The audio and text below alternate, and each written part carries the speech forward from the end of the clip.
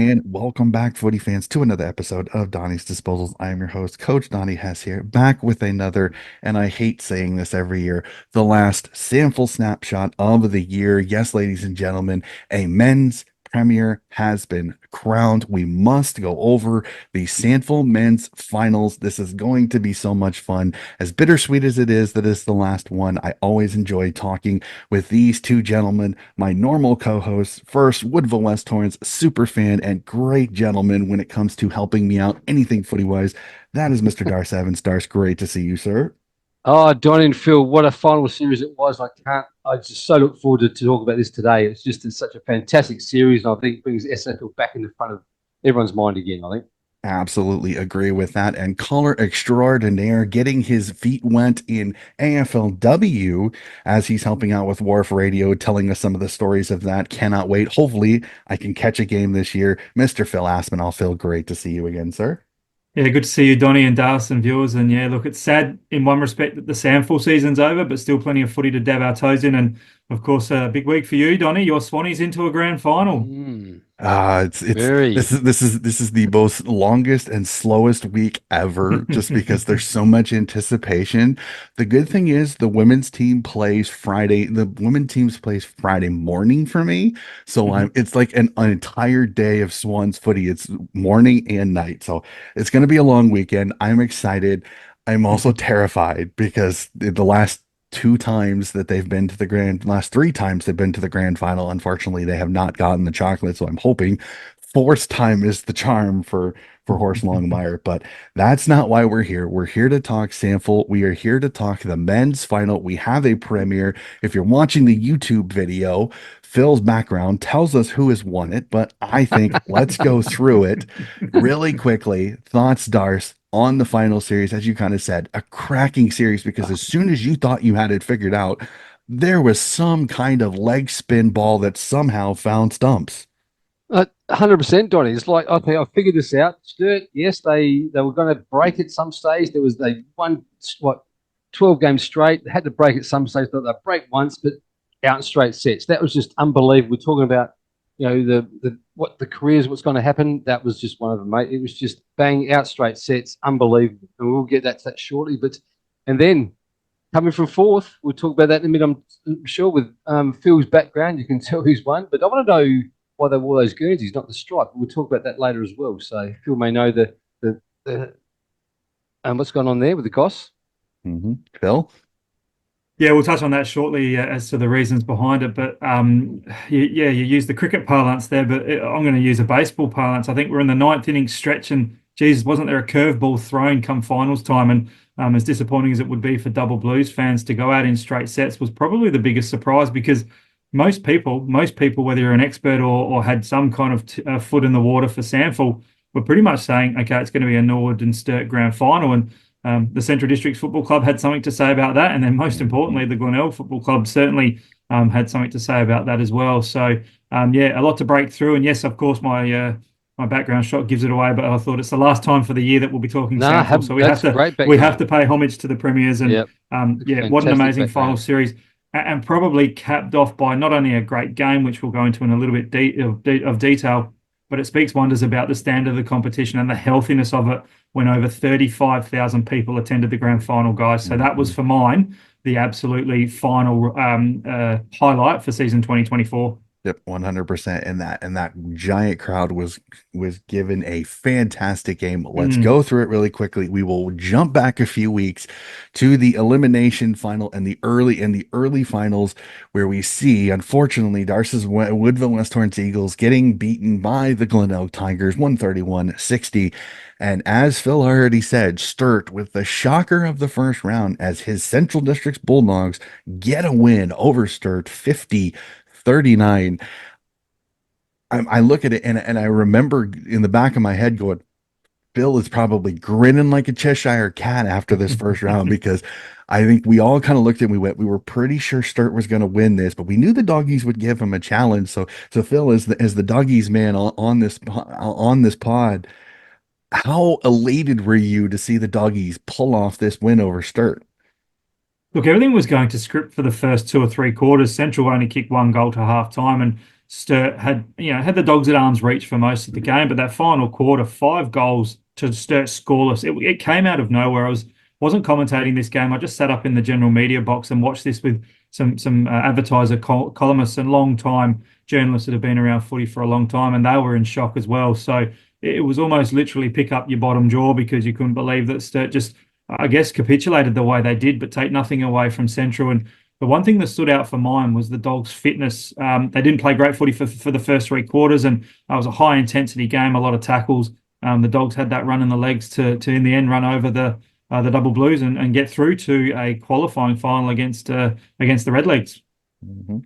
And Darce, I hate to go to it, sir. Sauce Jacobs gets his team into the finals, falls a little bit short, but you got to say though, a great first season for Big Sauce at the helm of the Eagles. Look, you're right. I think he got in the finals. I think in the bottom line, we're talking about, obviously, I go to the club quite a bit. They're saying how disappointing it was. And I said, guys, we got in the finals. We made the finals. That's how Sauce in his first year as coach, mate, he can only improve from here. So we're only looking forward. We finished third, fourth, second next year. So great work with Sauce. Yes, it wasn't a good end of the season, but hey, we finished fifth in the finals, Sauce's first year. And we said, I say congratulations to him. So, but with the other games, guys, I thought, well, I think the only prediction I made was that, look, Sturt, they won 13 of the last matches all in a row. And, we're doing tiny snakes and ladders. I thought, look, Sturt just have to lose a game and blow me down. They did against the Centrals. Centrals were fantastic on that day. And, look, as you said about the Tigers, I think that score, what they did on that day, that just sort of may have just shown something what's going to happen in the next few weeks, I think. Yeah, and I think also, guys, it really sent a warning sign to the rest of the competition. Glenelg kicked 19 goals, really put on standby. The Norwood side would have been sitting back going, okay, I think we might be facing the Tigers at some stage. And that was a great game of footy from a Glenelg perspective. Obviously for Darcy and the Eagles, it was terrible, but probably what was even more terrible, and I can still recall the thud from up in the top of the media box with the window open. Joey Sinor, the captain of the Eagles, the most inspirational player you'll probably see in the SANFL. Got a bit of friendly fire as well and forced into a contest courageously as he does. But his jaw, I believe, was shattered in a few places and took no further part in the game. So, unfortunately, whatever slim chances the Eagles had when that happened early in the game, I think that went straight out the door.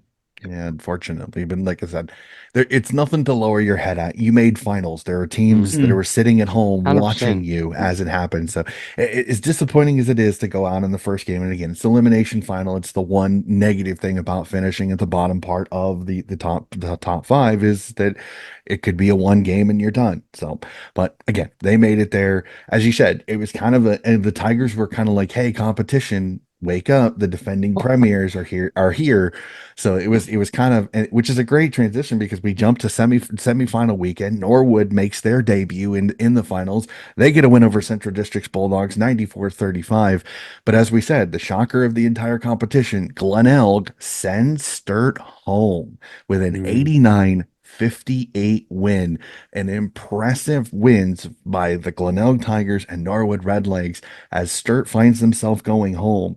What an interesting round of footy. Again, this sent shockwaves from everything that I saw. Glenelg was not expected to win this game, despite the heavy win over Woodville West Torrens. Phil, your thoughts? Yeah, I think two things that really came out of this is momentum is an amazing thing, and the Tigers were up and about with that great confidence-boosting win, 19 goals against the Eagles the week before. And they come into this game and kick a high score again, 14 goals, of which 8 were kicked between their two forward line stars in Liam McBean and Luke Reynolds.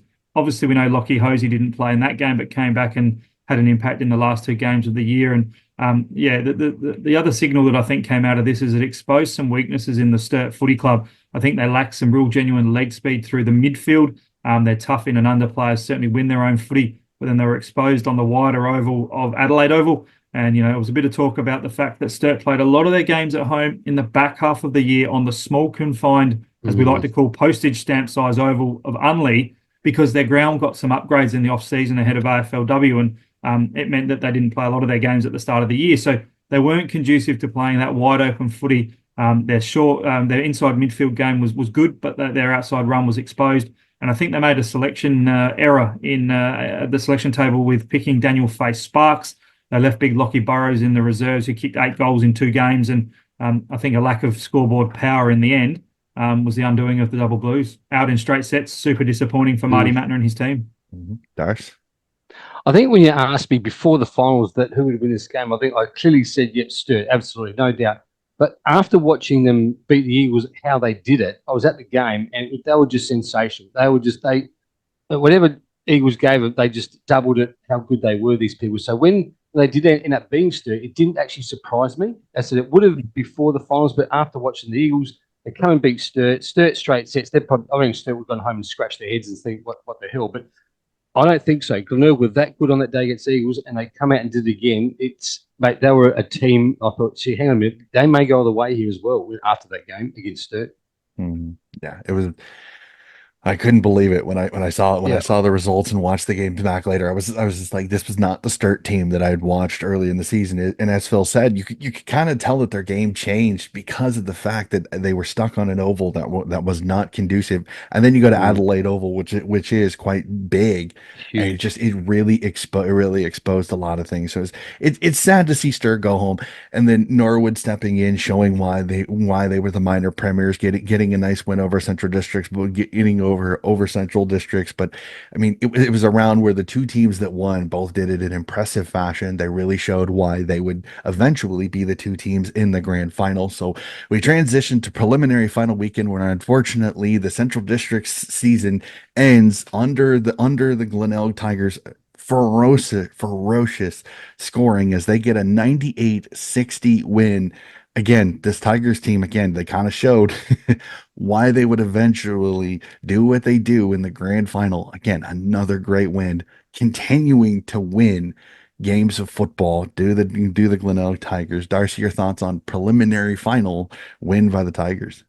Look, Glenelg, that just shows their true class and character. They were down and out in the last half of the season. They lost 6 games out of the last 8, I think it was. Yeah, no, 9 games. So 6 out of 9 games they lost. Coming to finals down and out, and they've come out, smashed the Eagles, smashed, sorry, who it was the week after, Sturt, and now they've smashed Central. So they've done something in that last, as soon as the season's finished, then something is clicked and they've just come out and absolutely belted Centrals by 7 goals. Just absolute class what they would have done. How they've come out of, they said they were down and out. They were dead and buried at the end of the season, and they've come out and made the grand final. Darcy? Oh yeah, Phil. Yeah, and in some regards, I Phil, think sorry. no, you're right, Donny. In some regards, the two big things that come to mind that I take away from what transpired across the back half of the season, knowing Darren Reeves reasonably well from his time at Central Districts when he was in the junior program and coaching the reserves out there, it was always a big character of believing in your abilities and getting those runs of momentum, and that's exactly what Glenelg were able to do through the finals.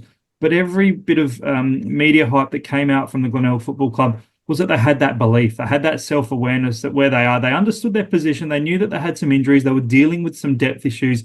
Thankfully, their reserves got through deep into the finals and were able to help them carry some of that heavier load. But it's amazing what confidence and belief can do in any form of anything in life, work, personal life, footy, any sport. Confidence is an amazing thing. And it took the Glenelg Footy Club to the highest peak of the mountain and was great on preliminary final day, boys. I think they got out of the blocks early. Lockie Hosey came into the side having not played. Many suggested was that a risk that they took. He kicked the first goal of the game. He set the tone early days, ended up with 4, had something like 4 goals, 3 and 2 out of bounds on the full. So there was a bit of rust there, obviously, for him to work through. In the end, class rose to the top. And as disappointing as it was for Centrals to go out, and they were very poor in that first half and competitive after that, you ask any Central District supporter in the pre-season, you guys, if you said to them, you're going to make it to a preliminary final, they'd take that every day of the week. So a massive improvement in the season for Paul Thomas and the Bulldogs. There'll be a bit to work through in the off-season as they'll lose some players, some already confirmed, some yet to be confirmed. But I think organic growth and a nice improvement on seasons past by the Bulldogs. Yeah, definitely for sure. And let's get to it.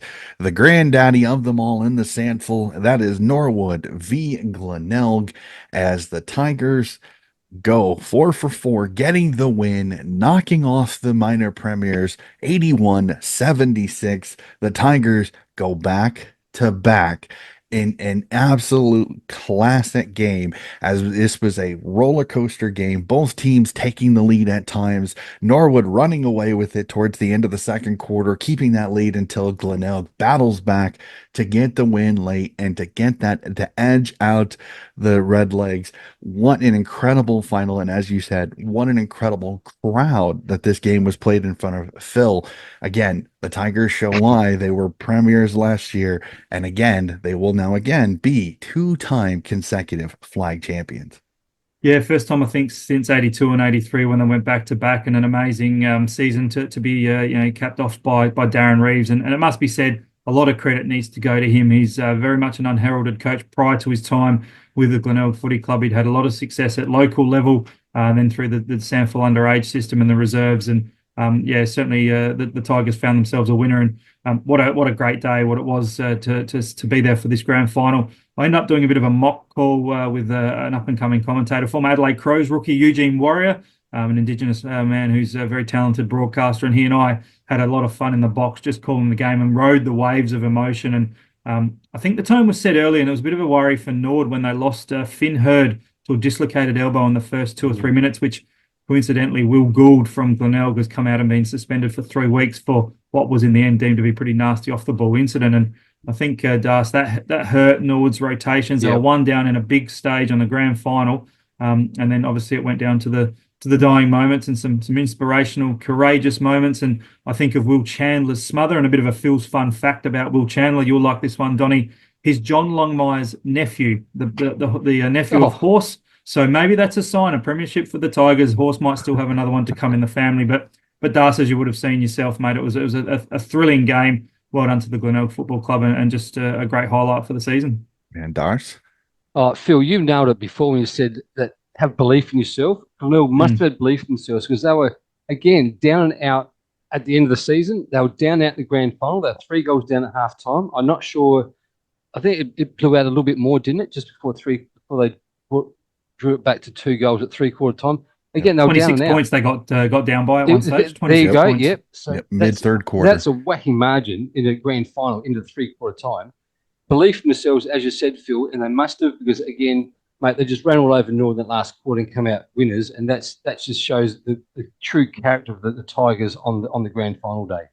And Donny, mate, one very quick, absolutely, one very quick takeaway that came out after the game, which was really fitting based on his individual performance. We can't but not be impressed by Liam McBean, the captain of Glenelg, who kicked 7 goals. Yep. But won obviously the Jack Odie medal. But what was fascinating for mine, and it speaks wonders about the person's mindset, he spoke so highly of the culture that the Glenelg Football Club and the opportunities outside of footy with work. He said he came over a boy and he's going to leave a man. But what was really impressive for mine was he was well aware leading into that game that all the previous grand finals he'd played in for Glenelg, he hadn't kicked a goal.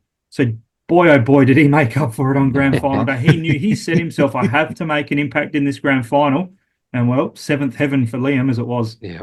That was fantastic. It's fantastic to hear. It's another one like his fellow clubmate Jeff Bates. It's another one. It's like, how has this guy not found his way onto an AFL list? And it's those hard luck stories that sometimes are difficult. But the one you want to know, the best part is that he's making the best of what he has, and it was absolutely sensational. I mean, the fact that he spoke with so much reverence at the at the Bays is absolutely fantastic. Again, an incredible game. I remember sitting down and watching this one and just being enthralled with it. And like I said, I have no skin in the game. I was just watching purely as a footy supporter. Just absolutely, I love grand finals that are competitive, that come down to the fourth quarter in those final couple of minutes where you're scrapping to get a win. It was absolutely incredible. So, fellas, that is it. That is the season done. The men's and the women's season for the SANFL are complete. We must do a review. We got to talk. We got to go back and do a little bit. Just one quick question. Sure, Phil, go ahead. We did talk about the Glenelg Guernseys. They've got the V rather than the slash. Yeah, so there was instantly, as Norwood being the team that finished qualified for the grand final first, they were entitled to wear whatever Guernsey they want. Obviously, they've got their predominantly dark navy blue one with the very thin red piping. The Tigers, if they wore their black one, it would be considered somewhat of a potential clash. What was really great that it would mark the 1934 grand final where Glenelg won the premiership 90 years ago in that yellow Guernsey. And Is it was that the right? play Wow. it was the Yeah. players, guys, that put it forward to the club and said, let's eliminate any concern or doubt about a potential clash Guernsey by wearing our black. Guernsey Let's Clash. pay Yeah. homage to the players in the Yep. past that won How the good's flag that? 90 years ago. Yep. And the players put a vote forward to ask to wear the yellow Guernsey. The SANFL approved it straight away. So great little side story to that, and of course, fitting that they were able to win the flag and replicate their heroes from 90 years ago. That is That's a story that we fantastic. didn't really hear. Like it wasn't really out there. It could have been the advertised, but it wasn't like well out there. Or Glenelg may have not put it on there because I didn't see it on their Facebook page. But hey, that's a story and a half. Yeah. So how Yeah, many years is great that? story. Fantastic. It's a It fantastic was 70 story. years ago, 80, 90 years ago. Sorry. 90 years ago, 90 years, Yeah. 90-year anniversary. Yep. Yeah. It's one of the things that I love about the footy because of how old the competitions are, that you have these stories that are 70, 80, 90 years old. Like I know that with the men's grand final, there's a lot of questions. Will the Swans wear the red V like South Melbourne used to do in the grand final or not? I know the women are. The women are playing the doggies on Friday night, and they're wearing the red V for the first time. The women have never worn the red V. So I'm interested to see will the men wear the red V in the grand final. It'll be interesting to kind of pay homage to the South Melbourne part. But we are again we're South Australian Football League, not talking about the AFL right now. So rewind it. All right. So I think let's do our fun season review. I always enjoy this because I want you guys to hit the time machine a little bit. Let's go back into it. I always enjoy this because there are games that I go back and I have to watch. It's always fun. So for me, I always like picking a game of the year. And for me, I have two. But I'll go to you two fellas. First, we'll start with you, Dars. Game of the year. What's the one game that you'll want to go back and watch from the women's season this year? Look, I'd love to see when the Eagles beat Norwood. They had that last chance at Norwood. We were down and out, and I think Eagles come out and gave everything and actually beat Norwood by, it wasn't the 2 points, I think it was. And Norwood ended up being the final. So that was a fantastic game. I think if Eagles would have thought if we did that for many other games during the season, we could have finished the finals first. But I was there. As you know, I was one of the team managers there, and it was a fantastic game. And for the girls to come out at the end of the season, I think it was the second last game to beat Norwood that were in the finals. A brilliant game. I know I'm being a bit biased for the Eagles, but I was actually there, and what a cracking game it was to come out and just look. We can play football. We can win games such as this, and I think that gave me a little bit of belief, hopefully, to come into next year. So that's a definitely game I would love to see again. Okay, Phil, your game of the year on the women's side. Look, I can't help but not say the grand final. I had the opportunity to commentate it for Wharf Radio, and look, South Adelaide a deserving premier in the end, and Norwood had a really good season, a consistent season. Unfortunately for my Bulldogs and Shelby Smith, the retiring superstar captain, they knocked them out in the preliminary final. And perhaps if Centrals had won that, I would have selfishly, like Dars, had a bit of a soft spot to say that would have been my favourite game. But the opportunity to commentate it to the first broadcast for SANFL W Footy on Wharf Radio was a great experience from a personal perspective, but just a good game to see Rick Watts' girls get reward for effort, and perhaps a little bit unlucky and somewhat suggests it might have been robbed the year before from the Central District Football Club. So the Panther redemption is what I'd like to dub it, and that for mine was the highlight of the year. All right, and I have two, and one of them is just mentioned, and that was the grand final, but the other was the first game of the season, West Adelaide versus South Adelaide, as Emma Kilpatrick puts one through the goalposts. Yes. To get it after the siren. You can't not talk about it after the siren goal. It was incredible to see and if I remember correctly, the West Adelaide girls absolutely mobbed Emma, like they were throwing water on top of her after. It was absolutely incredible. But that was just a great game of footy. It was one of those where it's like West Adelaide played really, really well at the start of the season.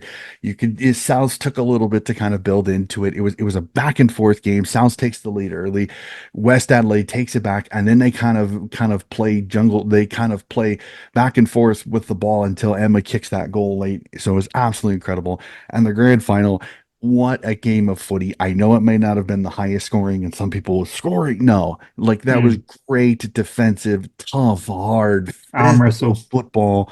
I Mm. absolutely loved it. I loved when the women get after it, get after that footy, play the footy that you just want to. It was an absolute arm wrestle. You could not enjoy that game of football. Both teams had a crack. South just a little bit too good. They just did a little bit too much early. Norwood tried their damnedest. They damn near came back and did it.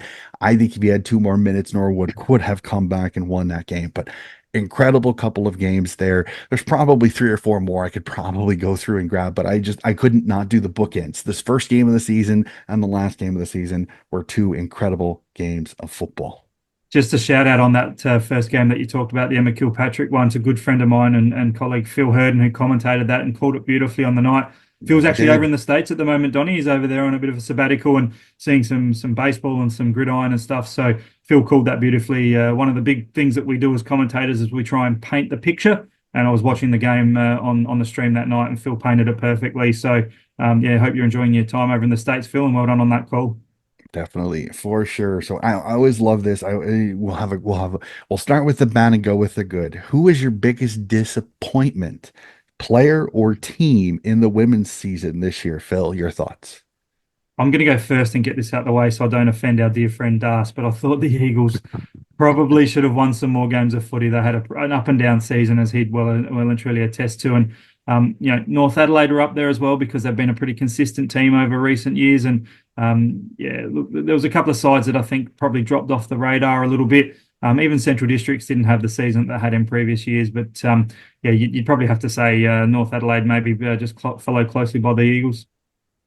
Okay, Phil Das. Darcy. and That's Doss. right. Yeah. Gee, crickets. Look, What with am I hand doing? in my It is heart, early morning. I'm sorry. no, Lack no, of sleep. mate, I'm what sorry, time is it guys. over there? 5 o'clock or something, Donny? Sorry. So, Darth, look, you.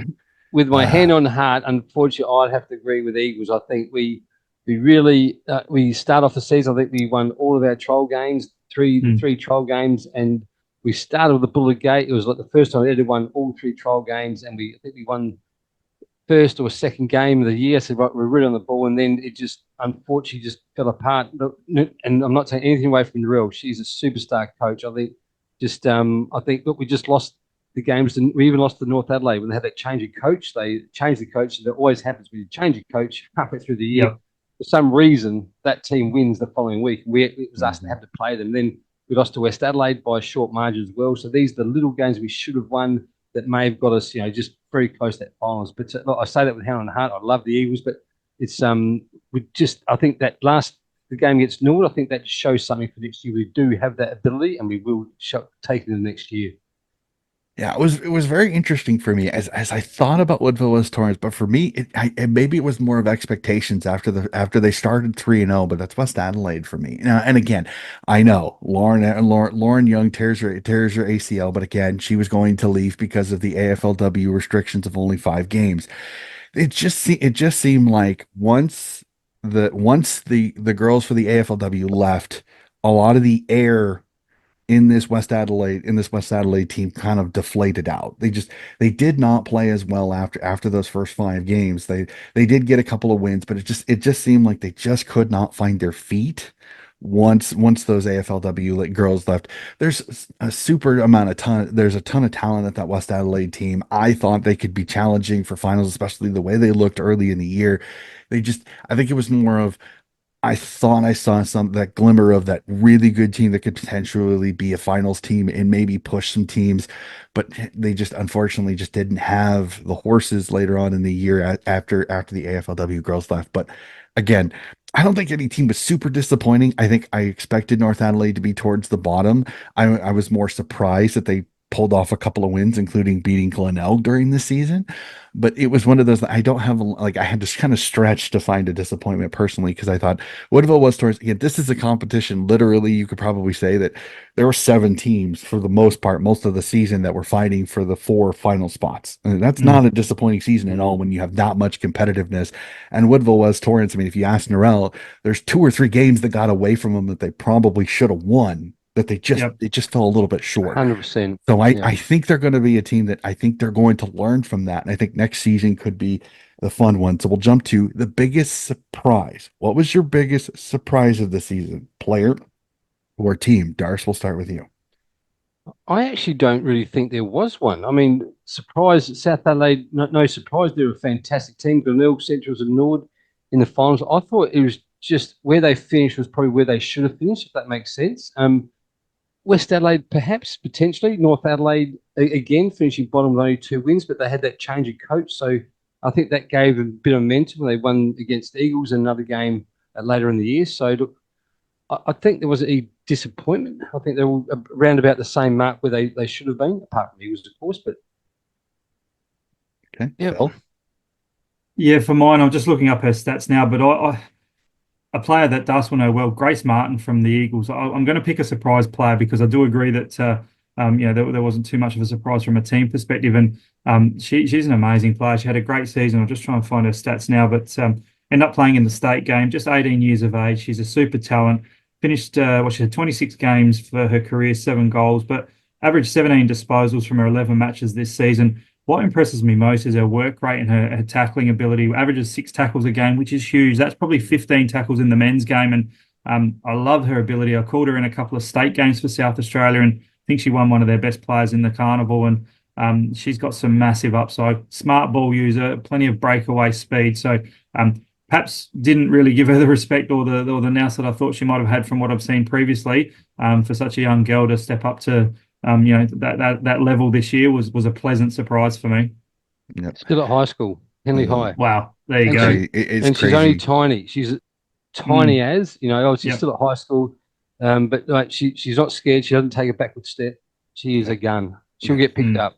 We'll lose the next year or the week. As I said, she's 17. Not sure if you get picked up now, but I think she is an 18 absolute gun. after you're 18. So, yep. Mm. It is And 18. Yeah, I think she and may have then just turned 18 this year, so she'll yeah, get picked so up. We'll she'll get lose one her. more. She'll get one more season before she's draft eligible. Yeah. But for me, biggest surprise was just more of it was the best and fairest that Nikki Neal found a way to get over Jess Bates because I mean, if you would have told me before, if you would have told me going into that night that Jess Bates wouldn't have won it, I'd have told you you're crazy. Like legitimately, like just because I had the whole entire season, Jess Bates just kept either breaking records or doing something I was not expecting.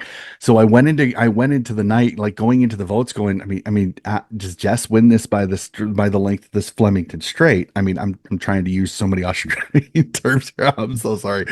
But it's just one of those like when I saw the result I was like what? So I literally had to go back and watch the count and was like, and then I kind of saw is as Phil later said, Jess missed a couple of games through injury, but even Mm. still, I thought she was pretty much. I thought she was three in almost every game that she played. It seemed like, except for maybe a couple of the wins, she might have been two, just because the umpires tend to always give the three to a team that wins unless you're like super dominant.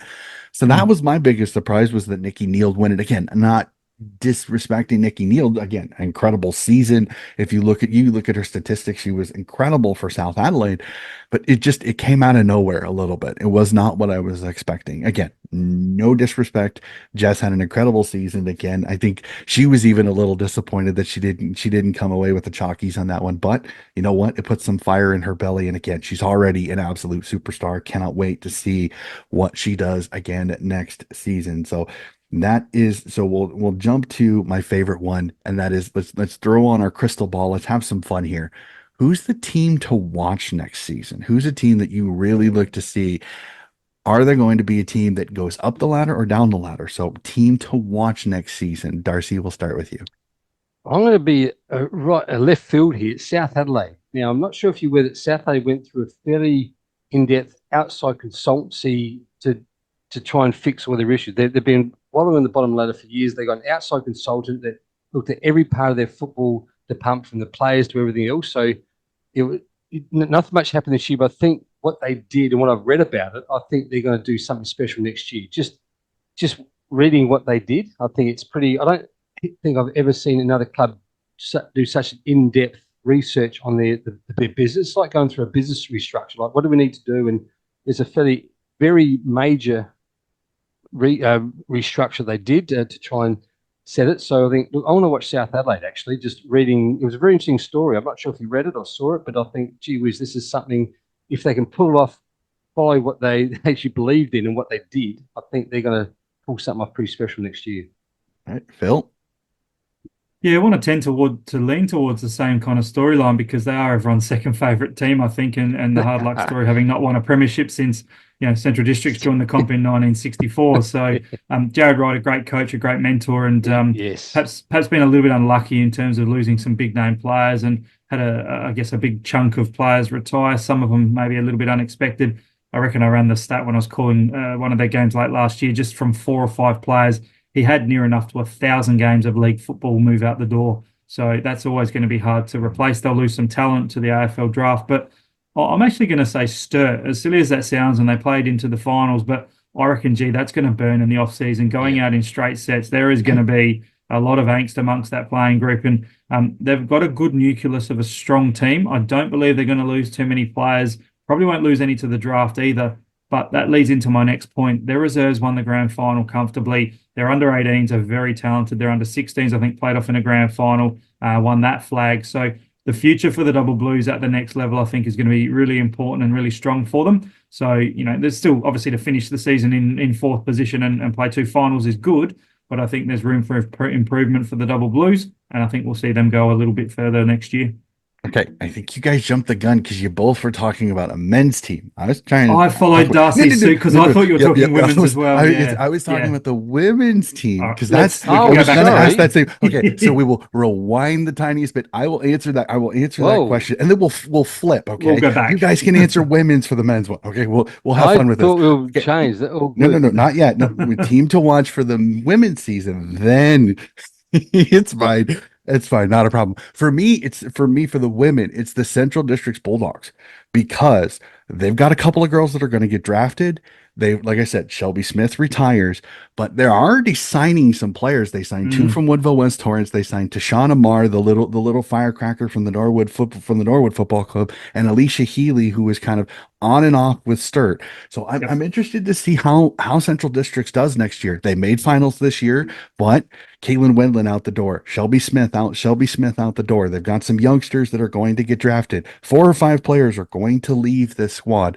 How does Central Districts back up next season? So it's completely fine, fellas. I'm sitting here going, South Adelaide, they just won a premiership. Why are they? I'm sitting here hearing the answer, and I'm just like, I'm like going, did I miss something here? So it's not a problem. I thought you said it, but anyway, that's okay. It doesn't matter. No. Good, but no, so I'll let you guys answer women's for the next one. So, all right, so we'll go to the men's, and like I said, we talked about the best and fairest earlier in the season for the women. So we'll go to the men, and a little bit of something I was not expecting. I know he had a heck of a season, but the McGarry medalist is Harry Boyd, the Norwood Ruckman. Yes, ladies and gentlemen, I said that. A ruckman wins a best and fairest. I mean, if this happened in the AFL, people would lose their proverbial minds. So, Phil, I mean, what is it about Harry? What is it about Harry this year that made him the best and fairest or the McGarry medalist?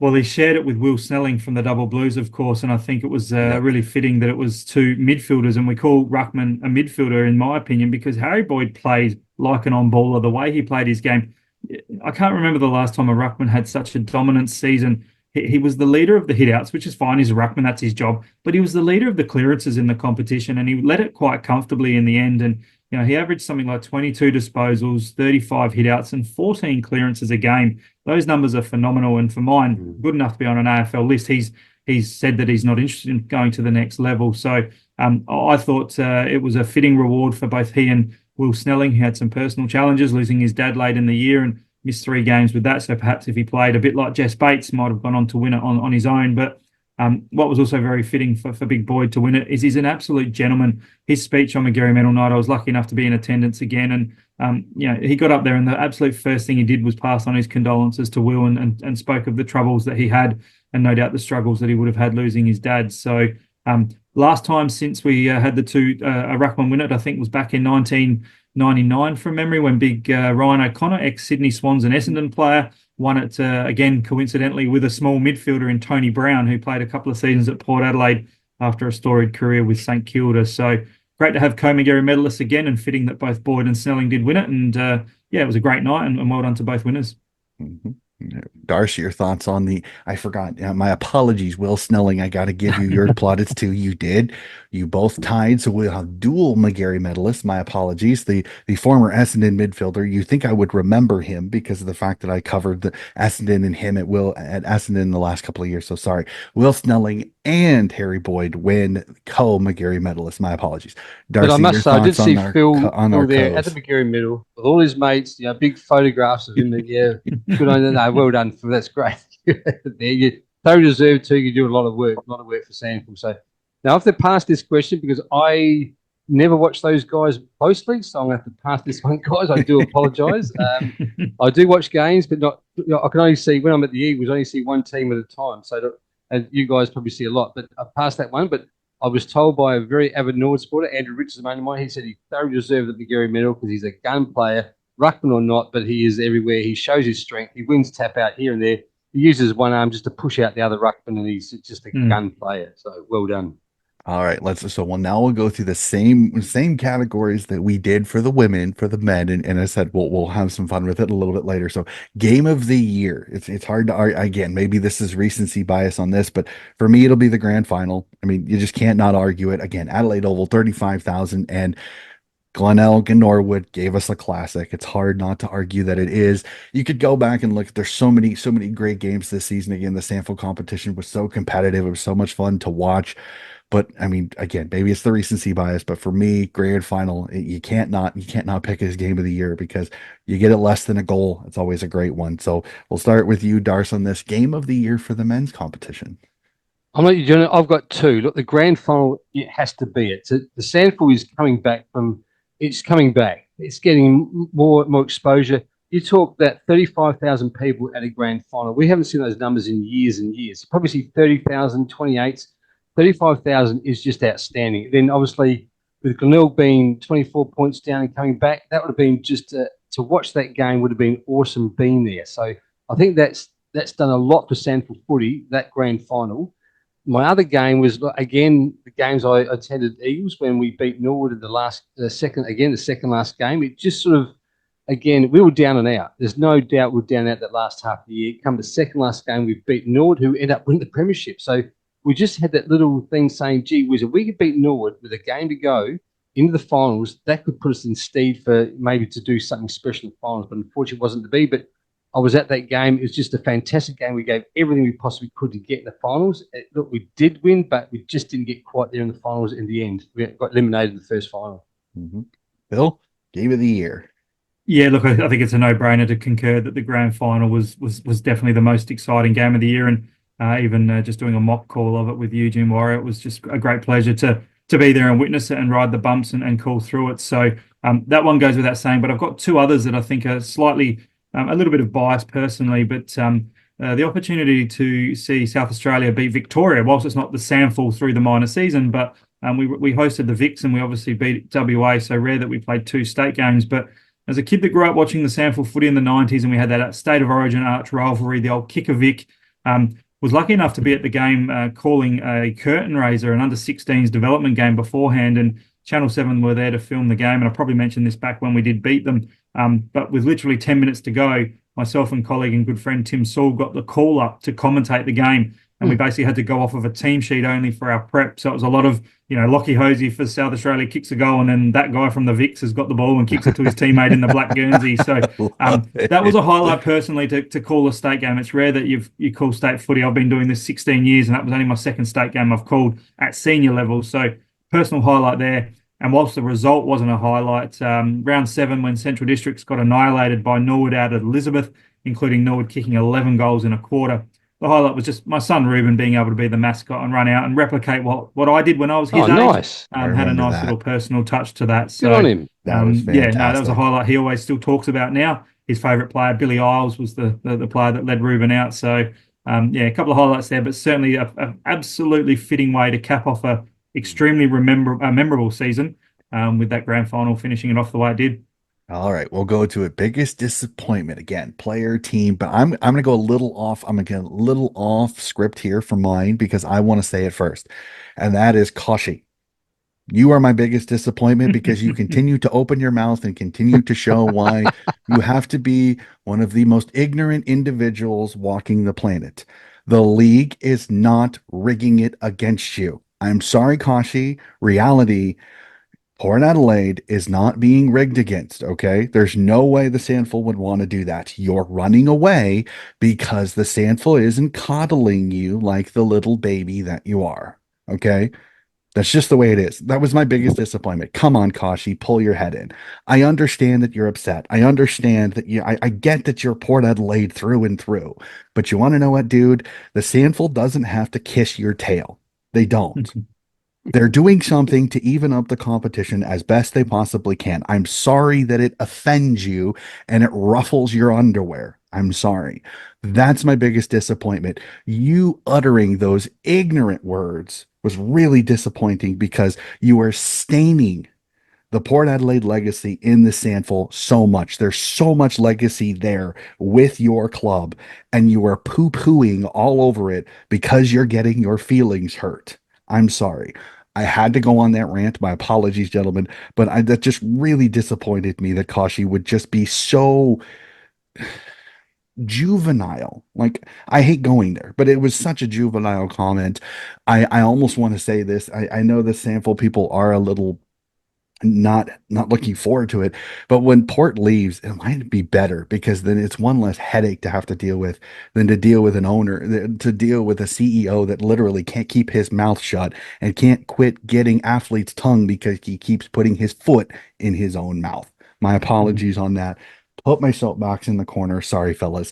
Biggest disappointment this year, Phil, we'll start with you. Well, look, I'm not going to go on such a strength of rant that you did, Donny, but I do concur with what you said. But in a nutshell, I've got two. I'm going to go Port Adelaide just in general because not for the reasons you've mentioned, they're separate and certainly are very relevant and pertinent. But Port Adelaide, in the football terms, only won 4 games for the year, and they probably could have done a lot better in terms of the players they chose for top-up players, and that impacted their quality of depth or lack of depth. And to only have won 4 games for the season, win the wooden spoon for the first time since the 1900s. Now, people can take what they want out of those records, and there's always going to be an asterisk against Port Adelaide after 1997 when Port Power came into the comp. I've touched on this, 2014 when they became the AFL reserves. But disappointing season from Port Adelaide and a very close runner-up. And I don't like saying this because obviously I think highly of Jacob Surgeon as the coach of the North Adelaide Footy Club. But only once did the Roosters win back-to-back, and I lost count the amount of times on this podcast I've called them the Jekyll and Hyde season, the team of the season. And North, for mine, pretty disappointing the way that they finished off the year, the way that they just couldn't get them some momentum throughout the season. And hearing there's a few players that might be moved on or moving on, and even some whispers around town that Jacob Surgeon himself might not be there next year, but that'll play out itself in due course. Also hearing dust amongst those similar rumours that the name Jade Sheedy might be back in SANFL coaching circles. Interesting. Darce, your biggest disappointment. So, Donny, you were talking about Koshi and you live in America. Imagine being living in Adelaide when he's ranting right here in the city. So we're in Melbourne. But look, I'm in a real catch here because obviously I was disappointed with the Eagles, but I was happy. I was proud of them at the same time, if that makes sense. We hadn't made the finals the last 2 years. The way we started, I thought, mate, this is going to be something special. Sources coming in, first year as coach. We were on top of the ladder for a couple of weeks, and then we just way fell out the last half of the season, just scraped in the 5. So I'm in a real happy for them because they finished finals, but a little bit, thought we should have probably did a little bit more at the half end of the year. So, but Eagles, love you to death. I think this year Sources just learned a lot. I think we're going to show something special next year. But disappointing, but I think we learned a lot. Sources learned a lot. We've lost a few players, of course, like Tomo, the captain, or previous captain. Jared Redden's gone again. So just a couple of players, but I think we can sort of make it up with a few, some juniors. Our under-18s won the premiership year, so we see some juniors coming through the ranks now. So I think there is a very future's looking good. Okay. And then biggest surprise, positive, negative. You can go on this one. So Darce will go back to you. Biggest surprise this season. It's actually, I know Glenelg. I mean, they were down and out at the end of the year. They as I said, they lost their last. Well, I did mention the stats before. They won by big margins. They were down out the grand final, and blow me down. They come out and won the grand final. So for fourth spot, when they were down and out before the finals, I thought that was just gutsy effort, showed their true spirit. I think surprise, they're a damn good side, but surprised to come from fourth to win the grand final over Norwood. I thought that was just something special. Okay, Phil. Yeah, look, if the Bays hadn't have won the flag, and I concur with everything Darcy just said, if the Bays hadn't have won the flag from fourth, and only I think the fourth team to do so, coming from an elimination final, famously Nord in '84 as well. I would have said Central with no bias on my side. I think the Bulldogs maybe surprised a few people going as deep as they did. They always probably were touted to finish in the finals again. They beat Port in a final last year, which was a great feather in their cap. But for the Dogs to finish third, to get through to a prelim. The history in prelims, I think they're going to need to go back to the way they used to win flags by getting through the second semi-final, because out of, I think, 11 prelims now, they've only won 2. So they're not their favourite way of getting through. But look, I'm going to go a two-way tie rather, with Glenelg winning the flag from fourth and the organic improvement from the Bulldogs. And some people might chuckle at me because they always know that I have a little bit of a soft spot for the Norwood Footy Club. And for me, it's Norwood because if you look at last year, they don't make the finals after a premiership season. They start the season 0-8. They lose 11 of their first 14 games in the SANFL season. So, like, for me to see Norwood absolutely fly like a comet, just absolutely rocket up the table, take the top, and pretty much be the minor premiers the entire season, pretty much running away with it, only 3 losses in the season. I was not expecting that. I was expecting them to bounce back. They were going to get some injury, some players back from injury. They were going to strengthen the squad that again had won the premiership two seasons prior. But I was not expecting the rocket-like ascension all the way up to the top of the table. So it was a pleasant surprise for me to see the Norwood Footy Club back to I think where some people thought they would be the previous season before. And like I could have some fun and also say like there's some surprises because at first I thought Adelaide and Port Adelaide were going to be the bottom 2 teams the way Adelaide started their season, but they rocketed up there. So they kind of surprised me as the season went on a little bit too. But it was an interesting season for sure. It was a lot of fun. So let's have some fun, fellas. Since you get to do women's teams for this one, teams to watch this year. For the women's for you two and for men for me. So I'll get the men out of the way. I think the team to watch next year, as Phil said a lot, is I'm interested on South Adelaide because they were so young. They kind of took this season as we're gonna play young, we're gonna play our youth. How do they bounce? How do they go next season? Because it'll be interesting to see how South does. I'm interested to watch this young group, see can they jump up the ladder because a lot of the other teams above them, they're going to have some ins, they're going to have some outs. It'll be interesting to see. So I'll be interested to watch South Adelaide in the men's next year. So for you two fellas, what was a women's team that you're looking forward to watch next year? Phil, we'll start with you. So just for clarity, this is who I think is going to improve in the women's competition, not the men. Darcy, just remember that's the women. Yeah, look, I'm tempted to say Darcy's Eagles, but obviously they had the disappointing finish to the season. We know any team coached by Narelle Smith is going to be competitive, and I think naturally, you have those close losses. There's probably 2 or 3 games where the Eagles would have thought, they're in a winning position. They just let it slide. They're still only a young team in the competition. But for mine, I think the only way up from the bottom is for North Adelaide, winning the wooden spoon, finishing rock bottom. They say, is always a good foundation to grow. So I think North will be selective with their recruiting. Kelly Baltrop, I think, is now the appointed coach. She's currently an AFLW assistant coach at Port Adelaide. She was the interim coach that took over from former Bays premiership coach, Jason Farrell. And I think North Adelaide will be selective with their recruiting. They've always got some good players coming through in their development side. So for mine, I think we'll see a lot of improvement from the Roosters. Okay. And Darce, the women's, mate. The women's.